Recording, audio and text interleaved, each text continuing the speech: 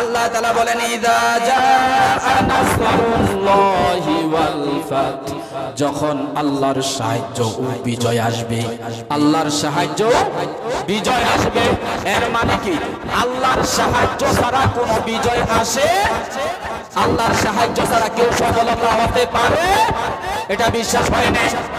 একটা এক্সাম্পল দিলে বুঝে আসবে। আপনাদের মতিয়াতুলের একটা সন্তান 10 বছর 15 বছর বিদেশ করে কি করে না? কিসের আশায় করে? সফলতা করে কি করে না? একটা ছেলে 15 বছর 20 বছর প্রবাসে পড়ে আছে সফলতার জন্য। আরেকটা ছেলে মাত্র গেছে 3 বছর 4 বছর, যে 15 বছর 20 বছর পড়ে আছে সফলতার জন্য। দেখা গেল 3 বছর 2 বছর হয়েছে, যে নতুন ছেলেটা গেছে 15 বছর 20 বছর আগে 3 বছরের বিদেশি লোকটা সফলতা হয়ে গেছে। ঠিক কিনা বেটি? এরকম আছে না নাই? একজন 20 বছর 15 বছর 10 বছর সফলতার জন্য প্রবাসে পড়ে আছে, কিন্তু সফলতার চাবি এখনো পায় নাই। একটার পর একটা বিপদেই তার থাকে, টাকার ইনকাম করতে পারে না, সফলতা করতে পারে না। আরেকটা ছেলে মাত্র 2-1 বছর হয়েছে, কিন্তু সে লক্ষ লক্ষ টাকার বাড়ি গাড়ির মালিক হয়ে গেছে। তাহলে বোঝা গেল আল্লাহ তাআলা তাকে সফলতা করার জন্য সাহায্য করেছে, যার কারণে সে বিজয় হয়েছে, সে সফলতা হয়েছে। আর 15 বছর 20 বছর যিনি পড়ে আছে এখনো তার করে আল্লাহর সাহায্য আসে না, যার কারণে সফলতা হতে পারে। আমার ভাইয়ের আল্লাহ তাআলা বললেন নবীগণ الحمد لله نحمده ونستعينه ونستغفره ونعوذ بالله من شرور أنفسنا ومن سيئات أعمالنا من يهد الله فلا مضل له ومن يضلل فلا هادي له ونشهد أن سيدنا وسندنا وحبيبنا ومولانا محمدا عبده ورسوله أرسله الله تعالى بالحق بشيرا ونذيرا وداعيا إلى الله بإذنه وسراجا منيرا أما بعد فقد قال الله تعالى في كلامه المجيد والفرقانه الحميد فأعوذ بالله من الشيطان الرجيم بسم الله الرحمن الرحيم إذا جاء نصر الله والفتح ورأيت الناس يدخلون في دين الله أفواجا فسبح بحمد ربك واستغفر إنه كان توابا صدق الله العظيم وصدق رسوله النبي الكريم ونحن على ذلك من الشاهدين والشاكرين والحمد لله رب العالمين إن الله وملائكته يصلون على النبي يا أيها الذين آمنوا صلوا عليه وسلموا تسليما লা ইলাহা ইল্লাল্লাহ লা ইলাহা ইল্লাল্লাহ লা ইলাহা লা ইলাহা ইল্লাল্লাহ লা ইলাহা ইল্লাল্লাহ লা ইলাহা লা ইলাহা ইল্লাল্লাহ লা ইলাহা ইল্লাল্লাহ লা ইলাহা ইল্লাল্লাহ লা ইলাহা ইল্লাল্লাহ লা ইলাহা ইল্লাল্লাহ লা ইলাহা লা ইলাহা ইল্লাল্লাহ লা ইলাহা ইল্লাল্লাহ লা ইলাহা ইল্লাল্লাহ মুহাম্মাদুর রাসূলুল্লাহ सल्लल्लाहु अलैहि वसल्लम। जैसे शख्स ने कुरान को सीने में बसाया, जैसे शख्स ने कुरान को सीने में बसाया, फिरदौस मुअल्ला में मका अपना बनाया, फिरदौस मुअल्ला में मका अपना बनाया। जैसे शख्स का औलाद हुए हाफिज कुरान, जैसे शख्स का औलाद हुए हाफिज कुरान, महशर में मिलेगा उसे एक ताज दुरुखशान, महशर में मिलेगा उसे एक ताज दुरुखशान। আলহামদুলিল্লাহ, পাকের দরবারে অসংখ্য অগণিত শুকর ও সুজুদ।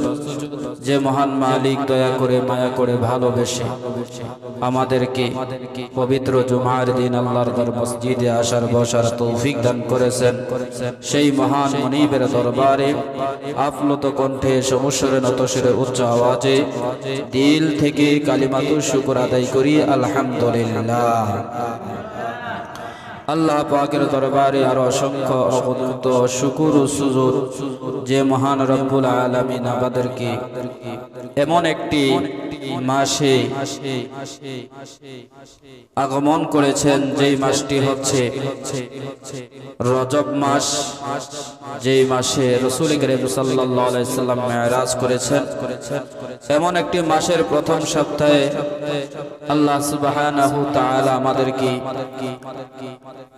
দিনের দু চারটা কথা শোনা এবং বলার মতো তৌফিক দান করেছেন, সেজন্য আরো একবার কালিমাতুর শুকর আদায় করি আলহামদুলিল্লাহ। লক্ষ কোটি দরুদ ও সালাম সরকারে কায়নাত ফখরে মওজুদাত নবী মুহাম্মদুর রাসূলুল্লাহ সাল্লাল্লাহু আলাইহি ওয়াসাল্লাম। প্যারে হাজিরিন, আমি কুরআনুল কারীমের প্রসিদ্ধ একটি সূরা তেলাওয়াত করেছি, যেই সূরাটি প্রত্যেকটা মুমিন বান্দা বান্দি পড়তে পারে এমন একটি সূরা তেলাওয়াত করেছি, যেই সূরাটি নাজিল হয়েছে মদিনায়। সূরাটি নাজিল হয় মদিনায়। এমন একটি সূরা আল্লাহ তাআলা নাজিল করেছেন, এই সূরার ভিতরে আল্লাহ তাআলা যা কিছু বলেছেন শোনার পরে যেন আল্লাহ তাআলা আমাদের প্রত্যেককে আমল করার তৌফিক দান করেন, সকলে বলি আমিন। সূরা নসর মদিনায় অবতীর্ণ হয় যখন মক্কা থেকে রাসূল করিম সাল্লাল্লাহু আলাইহি সাল্লাম মদিনায় হিজরত করেন। হিজরতের পর যখন রাসূল করিম সাল্লাল্লাহু আলাইহি সাল্লাম আবার মক্কা থেকে বিজয় করে, মদিনা থেকে বিজয় করে মক্কায় যখন প্রবেশ করেন, এই মক্কায় বিজয়ের সময় মক্কায় পৌঁছার আগ মুহূর্তে আল্লাহ তাআলা মক্কা বিজয়ের একটা ঘোষণা আল্লাহ তাআলা নবী মুহাম্মদুর রাসূলুল্লাহ সাল্লাল্লাহু আলাইহি সাল্লামকে দান করেছেন এই সূরাতুন নসরের মাধ্যমে। সূরাটি হলো সূরাতুন নসর, আন-নসর, ইযা জাআ নাসরুল্লাহি। এই সূরাটি আল্লাহর রাসূল যখন মক্কায় ছিলেন, মক্কা থেকে মদিনায় চলে গেছে। আবু জাহেলের, উতবা, সাইবা, মুগীরা, মক্কার নেতাদের আক্রমণ যখন টিকতে না পারে, আল্লাহ তাআলা তার হাবিবকে হেফাজতের জন্য মক্কা থেকে মদিনায় হিজরত করালেন। যখন মক্কা থেকে মদিনায় হিজরত করলেন, আবার হিজরতের শেষ প্রান্তে মক্কা আবার বিজয় করে মক্কায় প্রবেশ করবেন, তখন এই সূরাটি আল্লাহ তাআলা নাজিল করে মক্কা বিজয়ের ঘোষণা দান করে দিয়েছে। এই সূরাটিতে আয়াতের সংখ্যা হলো ৩। আয়াতের সংখ্যা কয়টি? ৩টি। নাজিল হবার দিক দিয়ে হযরত ইবনে আব্বাস রাদিয়াল্লাহু তাআলা আনহু বলেন, কুরআনুল কারীমের সর্বশেষ সূরা হিসেবে আল্লাহ নাজিল করেছেন। কুরআন কারীমের সর্বশেষ সূরা হিসেবে, কি হিসেবে? সর্বশেষ সূরা হিসেবে। আর সর্বপ্রথম সূরা হিসেবে সূরাতুল ফাতিহা। পুরা গোটা একটি সূরা হিসেবে নাজিল হয় সূরাতুল ফাতিহা। সূরা ফাতিহার আগে কিন্তু আয়াত নাজিল হয় ইকরা বিসমি রাব্বিকাল্লাযী খলাক, কিন্তু এটা পূর্ণাঙ্গ সূরা রূপে নাজিল হয় নাই। প্রথম 5টি আয়াত নাজিল হয়। আর পূর্ণাঙ্গ সূরা হিসেবে প্রথমে নাজিল হয় সূরাতুল ফাতিহা, আলহামদুলিল্লাহি রাব্বিল আলামিন, এই সূরাটি। আর সর্বশেষ নাজিল সূরা হিসেবে সূরা নাজিল হয় সূরাতুন নসর, ইযা জাআ নাসরুল্লাহি ওয়াল ফাত। এটা হলো সর্বশেষ সূরা হিসেবে নাজিল হয়। তাহলে প্রথম সূরা নাজিল হয় কোন সূরাটি? সূরা ফাতিহা। শেষ হিসাবে সূরা নাজিল হয় কোনটি? ইযা জাআ, সূরা নসর। এই সূরা নসর সর্বশেষ হিসাবে নাজিল হয়। তারপরও কয়েকটি আয়াত আল্লাহ তাআলা নাজিল করেছেন। ইবনে আব্বাস রাদিয়াল্লাহু তাআলা আনহু বলেন, এই সূরাটির পরে ইযা জাআ নাসরুল্লাহি ওয়াল ফাত, এই সূরাটির পরে আল্লাহর রাসূল মাত্র 80 দিন জীবিত ছিলেন। তাহলে বোঝা গেল রাসূলের 80 দিন পূর্বে, মৃত্যুর 80 দিন পূর্বে কোন সূরা নাজিল হয়?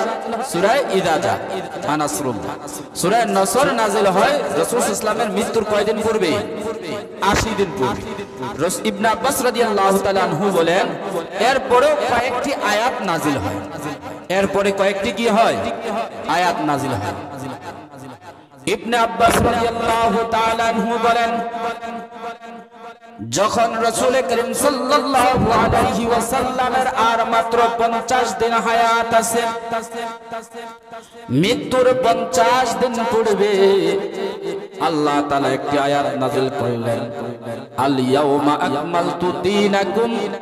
এই আয়াতটি আল্লাহ তাআলা আল ইয়াউমা আকমালতু লাকুম দীনাকুম, এই আয়াতটি রাসূল করিম সাল্লাল্লাহু আলাইহি সাল্লামের মৃত্যুর 50 দিন পূর্বে আল্লাহ তাআলা এই আয়াত নাযিল করে দিয়ে বললেন, আমি কমপ্লিট মুসলমানদের একটা গাইডলাইন, কমপ্লিট একটা দিন, জীবন ব্যবস্থার একটা কোরআন কমপ্লিট করে দিলাম। এরপর থেকে আর কোরআনুল কারীমের কোনো আয়াত বদল করার ক্ষমতা। ইবনে আব্বাস রাদিয়াল্লাহু তাআলা আনহু বলেন, হযরত ইবনে ওমর রাদিয়াল্লাহু তাআলা আনহু বলেন, সূরাতুন নসর ইযা জাআ নাসরুল্লাহি ওয়াল ফাত, এই সূরাটি মক্কা বিজয়ের সময় নাযিল হয়। কোন সময়? মক্কা বিজয়ের সময় নাযিল হয়। আল্লাহর রাসূল মক্কা থেকে মদিনায় চলে গেলেন কাফেরদের অত্যাচারে। কাদের অত্যাচারে? কাফেরদের অত্যাচারে মক্কা থেকে মদিনায় হিজরত করলেন। আর মদিনার মানুষেরা রাসূল করিম সাল্লাল্লাহু আলাইহি ওয়াসাল্লামকে গনিমত মনে করলেন, বরকতপূর্ণ একজন নবী মনে করলেন। তারা তাদের নবীকে, আমাদের নবী মুহাম্মদুর রাসূলুল্লাহ সাল্লাল্লাহু আলাইহি ওয়াসাল্লামকে মদিনায় শুধু আশ্রয় দেয় নাই, আল্লাহর রাসূলের সাহাবীরা মক্কা থেকে যারা মদিনায় গিয়েছিল যারা মক্কা থেকে মদিনায় রাসূলের সাথে চলে গেছে, ওই মদিনায় চলে যাবার পরে যেই সমস্ত সাহাবাই کرامদের স্ত্রী নাই, তাদের ছেলে মেয়েদেরকে বাড়ি ঘরে ফেলে দিয়া মদিনায় হিজরত করেছেন, ওই সমস্ত সাহাবাই کرامদেরকে, ওই সমস্ত মুহাজিরদেরকে মদিনার আনসার সাহাবীরা আল্লাহর রাসূল সাল্লাল্লাহু আলাইহি সাল্লামের কথা মতো যাদের দুইটা বউ ছিল, তিনটা স্ত্রী ছিল, তারা তালাক দিয়া দিয়া মুহাজির সাহাবীদের জন্য স্ত্রী রূপে বানায়া দিয়েছে। এইভাবে রাসূলকে গনিমত মনে করে আল্লাহর রাসূলকে তারা পেয়ে খুব আনন্দিত। আল্লাহর রাসূল সাল্লাল্লাহু আলাইহি ওয়াসাল্লাম মদিনায় থেকে হিজরত করে মদিনা থেকে যখন বিজয় লাভ করে মক্কায় প্রবেশ করেন, হযরত ওমর রাদিয়াল্লাহু তাআলা আনহু বলেন, তখন এই সূরা নাযিল হয়, ইদা জা নাসরুল্লাহ। যখন আল্লাহর রাসূলের মাত্র 35 দিন হায়াত বাকি আছে, হযরত ইবনে ওমর রাদিয়াল্লাহু তাআলা আনহু বলেন, তখন কুরআনুল কারীমের আয়াত একটি নাযিল হয়, লাকাদ জাআকুম রাসূলুম মিন আনফুসিকুম আজিজুন আলাইহি। এই আয়াতটি রাসূল করিম সাল্লাল্লাহু আলাইহি ওয়াসাল্লামের যখন হায়াত থাকে 35 দিন, কয় দিন? 35 দিন হায়াত থাকে, তখন লাকাদ জাআকুম রাসূলুম মিন আনফুসিকুম আজিজুন আলাইহি এই আয়াতটি নাযিল হয়। হযরত ইবনে ওমর বলেন, যখন রাসূল করিম সাল্লাল্লাহু আলাইহি ওয়াসাল্লামের মাত্র 21 দিন হায়াত থাকে, ওই 21 দিনের হায়াতের মধ্যে আরো একটি আয়াত নাযিল হয়, আল ইয়াউমান তুরজাউনা ফি। এই একটি আয়াত নাযিল হয়। তো বোঝা গেল সূরা নসর রাসূল করিম সাল্লাল্লাহু আলাইহি ওয়াসাল্লাম 80 দিন, মৃত্যুর 80 দিন পূর্বে আল্লাহ তাআলা সূরা নসর নাযিল করলেন। কোন সূরা? ইযা জা। আর এই সূরাটা কমপ্লিট সূরা হিসাবে রাসূলুল্লাহ সাল্লাল্লাহু আলাইহি ওয়াসাল্লামের কোরআন শরীফের শেষে নাযিল হয়।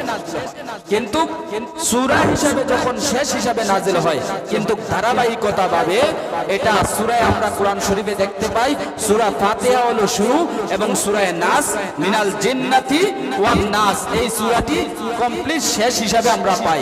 কিন্তু নাযিলকৃত দিক দিয়া ইযা জা নাসরুল্লাহ এই সূরাটি নাযিল হয় একেবারে শেষ, এরপরে আর কোনো সূরা নাযিল হয় নাই।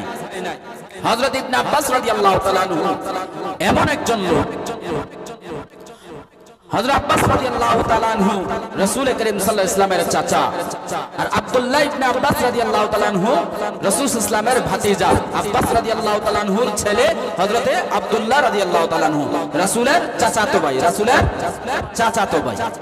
আব্বাস রাদিয়াল্লাহু তাআলা আনহু অল্প বয়সে আল্লাহ তাকে এত বেশি জ্ঞান দান করেছেন, মুফাসসিরিনে কেরাম বলেন, মুহাদ্দিসিনে কেরাম বলেন যে হযরত ইবনে আব্বাস রাদিয়াল্লাহু তাআলা আনহু আব্দুল্লাহ ইবনে আব্বাস রাদিয়াল্লাহু তাআলা আনহুর কিতাব পড়া ছাড়া কোন আলেম হতে পারবে, কোন মুহাদ্দিস হতে পারবে না।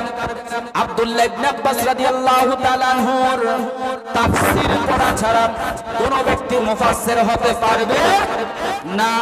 কারণ আব্দুল্লাহ ইবনে আব্বাস রাদিয়াল্লাহু তাআলা আনহু যখন 7 বছর, কয় বছর? 7 বছর। কয় বছর? আচ্ছা, 7 বছরের ছেলেটা লেখাপড়া মনোযোগ দেয়, তাদের শুধু এই বয়সে কি দুষ্টামি, তাদের এই বয়সে কি দুষ্টামি, খেলাধুলা তাদের বেশি পছন্দ। হযরত আব্দুল্লাহ ইবনে আব্বাস রাদিয়াল্লাহু তাআলা আনহু 7 বছর, রাসূল করিম সাল্লাল্লাহু আলাইহি ওয়াসাল্লামের চাচাতো ভাই আব্দুল্লাহর 7 বছর আল্লাহ তাআলা তাকে এত জ্ঞান দিলেন। আর আব্বাস রাদিয়াল্লাহু তাআলা আনহু তার সন্তানকে আব্দুল্লাহকে এমন ভাবে তৈরি করেছেন যে রাসূল করিম সাল্লাল্লাহু আলাইহি ওয়াসাল্লাম হলেন তৎকালীন জমানায় সকল সাহাবীদের উস্তাদ। আব্বাস রাদিয়াল্লাহু তাআলা আনহু তার সন্তানকে বুঝাইলেন, বাবা, যদি তুমি এই নবীর খেদমত করতে পারো তাহলে আল্লাহ তোমার মাকাম, তোমার দরজা বাড়াইয়া দিবেন, তোমার মর্যাদা আল্লাহ তাআলা বাড়াইয়া দিবেন। ছেলে কথাটা গ্রহণ করেছে। ছেলে সব সময় এই 7 বছরের ছেলেটা রাসূল সাল্লাল্লাহু আলাইহি ওয়াসাল্লাম কখন কি লাগবে তিনি কয়েকদিন ফলো করলেন, দেখলেন রাসূল কখন কোন আমল করেন, কখন কি কাজ করেন। হযরত আব্দুল্লাহ ইবনে আব্বাস রাদিয়াল্লাহু তাআলা আনহু দেখেন শেষ রাতে আল্লাহর রাসূল ঘুম থেকে উঠে বেরেন, এখনো ফজরের আযান দেওয়া হয় না। আব্দুল্লাহ ইবনে আব্বাস রাদিয়াল্লাহু তাআলা আনহু লক্ষ্য করলেন আল্লাহর রাসূল শেষ রাত্রে ঘুম থেকে উঠে ওযু ইস্তেনজা করার আগে ইস্তেনজা করার জন্য বাথরুমে ওয়াশরুমে ঢুকতেন, ওয়াশরুম থেকে বের হয়ে ওযু করতেন। কি করতেন? আল্লাহর রাসূল সাল্লাল্লাহু আলাইহি ওয়াসাল্লাম তার হায়াতের জিন্দেগিতে কোনোদিন তিনি ওযু ছাড়া ছিলেন? আল্লাহর রাসূল কোনোদিন ওযু ছাড়া ছিলেন না। আব্দুল্লাহ ইবনে আব্বাস রাদিয়াল্লাহু তাআলা আনহু দেখলেন আল্লাহর রাসূল ওয়াশরুমে ঢুকেছেন, বাথরুমে ঢুকেছেন ইস্তেনজা করার জন্য। এমন মুহূর্তে চিন্তা করলেন আল্লাহর রাসূল যখন বের হবেন বাথরুম থেকে তখন তো ওযু করবেন। আব্দুল্লাহ ইবনে আব্বাস রাদিয়াল্লাহু তাআলা আনহু একটা ওযুর পানি নিয়ে বদনার ভিতরে পানি ওযুর পানি রাইখা মেসওয়াক রাইখা এমন জায়গায় রাখছেন যাতে আল্লাহর রাসূল বের হয়ে ওযু করতে পারেন। আবার এত দূরে রাখেন না যার রাসূলের দৃষ্টিগোচর দূর হয়ে যাবে। ঠিক এমন একটা মধ্যপন্থা অবলম্বন করলেন হযরত আব্দুল্লাহ ইবনে আব্বাস রাদিয়াল্লাহু তাআলা আনহু। যখন ওযুর পানিটা রাখলেন, ওযু আল্লাহর রাসূল তাহাজ্জুদ পড়বেন, বাথরুম থেকে ওয়াশরুম থেকে বের হয়ে পানিটা ওযুর পানিটা দেখেন এমন জায়গায় রেখেছে, তিনি মনে মনের মধ্যে খুব খুশি হয়ে গেলেন। তিনি ভাবছেন আয়েশা ছাড়া আর কেউ এই কাজ করতে পারে? আম্মা জান আয়েশার প্রতি খুব খুশি হয়ে গেলেন। আল্লাহর রাসূল জিজ্ঞেস করে, আয়েশা ওযুর পানি কে রেখেছো? ওযুর পানিটা কি আজকে তুমি রেখেছো? আম্মা জান আয়েশা বলেন, না আমি তো রাখি নাই। আল্লাহর রাসূল আর সহ্য হয়ে যায়, ব্যাপার কি? ওযুর পানিটা এমন জায়গায় কে রাখলো এত রাত্রের মধ্যে? আম্মা জান আয়েশা বলেন, আজকে দেখেছি আপনার চাচাতো ভাই আব্দুল্লাহ এই শেষ রাত্রে উইটা সে আপনার আগে ঘর থেকে বের হয়েছে, আমার মনে হয় এই পানিটা আব্দুল্লাহ রেখেছে। আল্লাহর রাসূল এত বেশি খুশি হয়ে গেলেন ভাতিজার প্রতি, চাচাতো ভাইয়ের প্রতি এত বেশি খুশি হয়ে গেলেন। আল্লাহর রাসূল আব্দুল্লাহকে ডাকলেন, আব্দুল্লাহ এদিকে আসো। 7 বছরের যুবক আব্দুল্লাহ রাদিয়াল্লাহু তাআলা আনহু যখন আল্লাহর রাসূলের 7 বছরের শিশু আল্লাহর রাসূলের কাছে আসলেন, আল্লাহর রাসূল এইভাবে মাথায় হাত রাখা আল্লাহর রাসূল আব্দুল্লাহর জন্য দোয়া করলেন, আল্লাহুম্মা ফাক্কিহু ফিদ্দীন ওয়া আল্লিমহুল কিতাবি ওয়াল হিকমা। হে আল্লাহ, তুমি আব্দুল্লাহর সিনার ভিতরে এমন ইলম দান করো যে ইলম আমার ঘরে ধরে রাখে। আল্লাহর রাসূল দোয়া করলেন, আব্দুল্লাহকে এবার আল্লাহ তাআলা এত জ্ঞান দান করলেন। এই জন্য মুহাদ্দিসিনে কেরাম বলেন, যাদের বাচ্চাদের জ্ঞান কম, যাদের সন্তানেরা দুষ্টামি বেশি করে, প্রত্যেকটি বাবা মা যেন তাদের সন্তানের মাথায় হাত রাখা যেন দোয়া করে, আল্লাহুম্মা ফাক্কিহু ফিদ্দীন। কি দোয়া করবে? আল্লাহুম্মা ফাক্কিহু ফিদ্দীন। এই দোয়াটা যদি সন্তানের মাথায় হাত রাখা করতে পারে তাহলে তার দুষ্টামি ছেড়ে দিয়ে সে লেখাপড়ার প্রতি মনোযোগ হয়ে যাবে, মনোযোগ হয়ে যাবে। তাবিজ গলায় ঝুলাতে হবে না, মাজার থেকে কলম পড়ে আনতে হবে না। রাসূলের শিক্ষা আব্দুল্লাহ রাদিয়াল্লাহু তাআলা আনহুর মাথায় হাত রেখা চাচাতো ভাইয়ের জন্য দোয়া করলেন। এমন ইলম পেয়ে গেলেন, তৎকালীন জমানায় মন্ত্রী পরিষদের ভিতরে এমপি মন্ত্রীদের সিরিয়ালে এই 14 বছর যখন হয়ে যায়, প্রত্যেকটা 14-15 বছরের সময় প্রত্যেকটা এমপি মন্ত্রীদের পাশে বসাইতেন হযরত আব্দুল্লাহ ইবনে আব্বাসকে। জোরে বলেন সুবহানাল্লাহ। বয়স্ক সাহাবীরা তৎকালীন জমানায় 250 বছর 300 বছর সাহাবীরা বেঁচে আছেন। যেই মুহূর্তে হযরত সালমান ফারসি রাদিয়াল্লাহু তাআলা আনহু যেই সময় ইসলাম গ্রহণ করেন, ওই সময় তিনি যখন মদিনার গভর্নর হন তখন তিনার বয়স হলো 250 বছর। কত বছর? 250 বছর বয়সের একটা লোক মদিনার গভর্নর। সাহাবীরা এক একজন সাহাবীর দাড়ি পেকে গেছে, তারা আশ্চর্য হয়ে যায় আর বলা বলি করে, আমাদের মাঝে এত বয়স্ক সাহাবীদের মাঝে বয়োজ্যেষ্ঠ সাহাবী যাদের দাড়ি পেকে গেছে, আমাদের সাথে আইনা এতটুকু একটা বালক ছেলেকে বসায়, এটা তো আমাদের জন্য লজ্জাজনক। আমরা হলাম সবাই এমপি মন্ত্রীর সিরিয়ালের লোক, আমরা মদিনার গভর্নর, কেউ মদিনার দায়িত্বশীল, কেউ পুলিশের দায়িত্বশীল। এইভাবে এক একজনকে দায়িত্ব মদিনার গভর্নরদের সাথে যখন বসাইতেন, হযরত আব্দুল্লাহ ইবনে ওমর রাদিয়াল্লাহু তাআলা আনহু শুনলেন কথাটা যে কেন বসানো হয় এতটুকু বাচ্চাটাকে।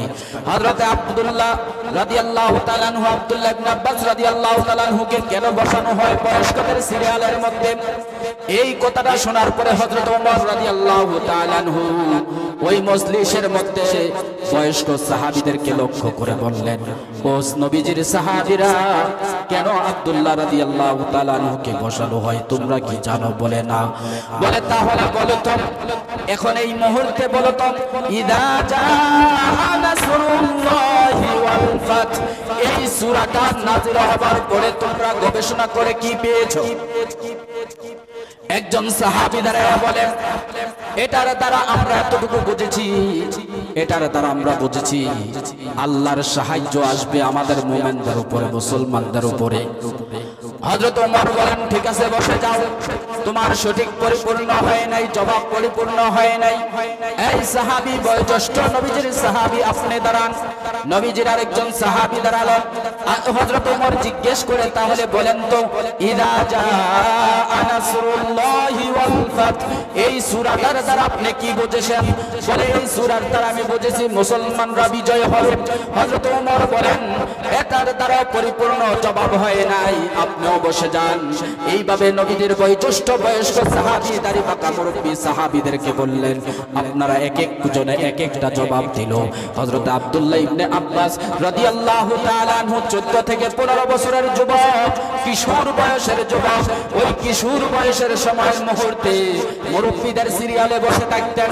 হযরত আব্দুল্লাহ ইবনে আব্বাসকে দাঁড় করালেন, হে আব্বাস, আব্দুল্লাহ ইবনে আব্বাস তুমি দাঁড়াও।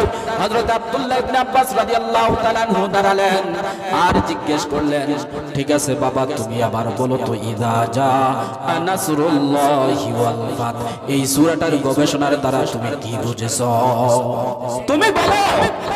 সবাই তো এক একটা মত পোষণ করলো, এখন তুমি এই সূরা থেকে কি বুঝেছো তুমি বলো। হযরত আব্দুল্লাহ ইবনে আব্বাস রাদিয়াল্লাহু তাআলা আনহু ঝারঝার করে চোখের পানি ছেড়ে দিলেন। আল্লাহর রাসূল ওই বৈঠকের মধ্যে বসা, আল্লাহর রাসূল বলতেছেন, হে আব্দুল্লাহ ইবনে আব্বাস, তুমি কাঁদছো কেন? তোমার কান্নার কারণ কি? হযরত ওমর জিজ্ঞেস করে, আব্দুল্লাহ ইবনে আব্বাস, তোমাকে তো প্রশ্ন করেছি, ইদা জাআ নাসরুল্লাহি ওয়াল ফাত, এই সূরাটা কেন নাযিল হলো? এই সূরাটার সারমর্ম তুমি কি বুঝেছো? তোমার গবেষণায় কি এসেছে তুমি বলো। আব্দুল্লাহ ইবনে আব্বাস জবাব দিলেন, এই সূরাটার দ্বারা আমি বুঝেছি এই সূরাটা নাযিল হবার কারণ হলো আল্লাহর রাসূল আর বেশি দিন এই দুনিয়ার জমিনে থাকবেন না। জোরে বলেন আল্লাহু আকবার। হযরত ওমর আশ্চর্য হয়ে গেল। আল্লাহর রাসূল মাথাটা নিচু করে রাখলেন আর ওমর রাদিয়াল্লাহু তাআলা আনহু বললেন, হে বয়োজ্যেষ্ঠ নবীজির সাহাবীরা, এই সূরার দ্বারা আমারও এই জ্ঞান সম্পূর্ণ আমারও গবেষণায় এসেছে। এই সূরা নাযিল হবার দ্বারা বোঝা গেছে আল্লাহর রাসূল আর এই দুনিয়ার জমিনে বেশি দিন থাকবেন না। এবার সমস্ত সাহাবীরা আশ্চর্য হয়ে যায়, যদিও ছোট হয় ইলমের দিক দিয়া, জোরে বলেন ইলমের দিক দিয়া বড়। সেই আব্দুল্লাহ ইবনে আব্বাস রাদিয়াল্লাহু তাআলা আনহু বলেন, এই সূরাটা নাযিল হবার পরে আল্লাহর রাসূল মাত্র 80 দিন বেঁচে ছিলেন। কয়দিন? আমার ভাইরা, আল্লাহ তাআলা বলেন, ইদা জাআ নাসরুল্লাহি ওয়াল ফাত, যখন আল্লাহর সাহায্য ও বিজয় আসবে, আল্লাহর সাহায্য বিজয় আসবে। এর মানে কি? আল্লাহর সাহায্য ছাড়া কোনো বিজয় আসে? আল্লাহর সাহায্য ছাড়া কেউ সফলতা হতে পারে? এটা বিশ্বাস হয় না। একটা এক্সাম্পল দিলে বুঝে আসবে। আপনাদের মতিয়াতুলের একটা সন্তান 10 বছর 15 বছর বিদেশ করে কি করে না? কিসের আশায় করে? সফলতা করে কি করে না? একটা ছেলে 15 বছর 20 বছর প্রবাসে পড়ে আছে সফলতার জন্য, আরেকটা ছেলে মাত্র গেছে 3 বছর 4 বছর, যে 15 বছর 20 বছর পড়ে আছে সফলতার জন্য। দেখা গেল 3 বছর 2 বছর হয়েছে, যে নতুন ছেলেটা গেছে 15 15 বছর 20 বছর আগে 3 বছরের বিদেশি লোকটা সফলতা হয়ে গেছে, ঠিক কিনা বেটি? এরকম আছে না নাই? একজন 20 বছর 15 বছর 10 বছর সফলতার জন্য প্রবাসে পড়ে আছে, কিন্তু সফলতার চাবি এখনো পায় নাই। একটার পর একটা বিপদেই তার থাকে, টাকার ইনকাম করতে পারে না, সফলতা করতে পারে না। আরেকটা ছেলে মাত্র দুই এক বছর হয়েছে, কিন্তু সে লক্ষ লক্ষ টাকার বাড়ি গাড়ির মালিক হয়ে গেছে। তাহলে বোঝা গেল আল্লাহ তাআলা তাকে সফলতা করার জন্য সাহায্য করেছে, যার কারণে সে বিজয় হয়েছে, সে সফলতা হয়েছে। আর 15 বছর 20 বছর যিনি পড়ে আছে, এখনো তার উপরে আল্লাহর সাহায্য আসে না, যার কারণে সফলতা হতে পারে। আমার ভাইয়ের আল্লাহ, আপনি মদিনা থেকে মক্কায় বিজয়ের জন্য যাবেন, আমার সাহায্য ছাড়া কখনো সম্ভব? যারা বলেন আল্লাহর সাহায্য ছাড়া কোনো মানুষ কিছু করা সম্ভব? আরো যারা সম্ভব? মাজারে গেলে কোটিপতি হওয়া যাবে, সেজদা দিলে কিছু করা সম্ভব হবে? আরো যারা বলেন হবে? কার সাহায্য লাগবে? আমার ভাইয়েরা, আফগানিস্তান 100 বছর ধরে যুদ্ধ করতেছে, কিন্তু 100 বছরের পরে যখন আল্লাহর সাহায্য আসছে, তখন এই আফগানিস্তান বিজয় হয়েছে, ঠিক না ভাই? ঠিক। আমরা মাত্র ডিসেম্বর মাসে 2024 সালে 100 বছর ধরে সিরিয়া যুদ্ধ করতেছে, আল্লাহর সাহায্য আসে নাই, বিজয় আসে নাই। যখন এই 24 সালের ডিসেম্বরের মাসে আল্লাহর সাহায্য আসলো, তখনই তারা বিজয় হয়েছে। আমাদের 1970 সালে যখন বাংলাদেশের মধ্যে ভারত পাকিস্তানের সাথে যখন যুদ্ধ হয় ইংরেজদের সাথে, বাংলাদেশ স্বাধীন করার জন্য মাত্র 9 মাসের মধ্যে আল্লাহর সাহায্য আসছে, আর বাংলাদেশের 9 মাসের মধ্যে বিজয় লাভ করছে, ঠিক কিনা জোরে বলেন? তাহলে বোঝা গেল আল্লাহর সাহায্য ছাড়া কোনো বিজয়ের সম্ভব, কেউ সফলতা হতে। মনে রাখবেন, আমি আর আপনি যে যাই করি না কেন, যে যত কিছু মাথা দিয়ে চিন্তা করি, অনেক আমি এই করবো সেই করবো, যদি আল্লাহর সাহায্য না করে, আল্লাহর সাহায্য না আসে, আপনি কোনো সফলতার মুখ দেখতে পারবে? ষড়যন্ত্র আমরা করতে পারবো, যে বিষয় করেন না কেন, আল্লাহর সাহায্য না থাকলে সেই ষড়যন্ত্রে সাহায্যর আপনি সফলতা হতে পারবেন? আল্লাহ তাআলা বলেন, ইদা জাআ নাসরুল্লাহি ওয়াল ফাত, যখন সাহায্য আসবে তখন বিজয় হয়ে যাবে। আর আপনি যখন দেখবেন আল্লাহর সাহায্য, বিজয় চলে আসছে, ওয়ারাআইতান নাসা ইয়াদখুলুনা ফি দীনিল্লাহি আফওয়াজা। আল্লাহ তাআলা বলেন, আপনি দেখবেন যখন আমার সাহায্য আর সফলতা বিজয় চলে আসবে, তখন দেখবেন মানুষেরা দলে দলে দলে দলে ইসলামে প্রবেশ করতে থাকবে। আপনার আর যুদ্ধের প্রয়োজন হবে? আপনার যুদ্ধের প্রয়োজন হবে? যখন সাহায্য আর বিজয় আসবে, তখন মানুষেরা দলে দলে কোথায় প্রবেশ করবে? জোরে বলেন, কোথায়? এবার নবী আপনার যখন দলে দলে মানুষেরা ইসলাম প্রচার করতে থাকবে, তখন আপনার কাজ হলো ফাসাব্বিহ বিহামদি রাব্বিকা ওয়াস্তাগফির। তখন আপনার কাম হলো শুধু তাসবিহ তাহলিল পাঠ করা, আপনার কাজ হলো তাসবিহ পাঠ করা, জিকির করা, ওয়াস্তাগফির, এবং আমি আল্লাহর কাছে প্রার্থনা করা, ক্ষমা চাওয়া, ইন্নাহু কানা তাওয়াবা। আর যখন আপনি ক্ষমা চাইবেন, আমি সবাইকে ক্ষমা করে দেব।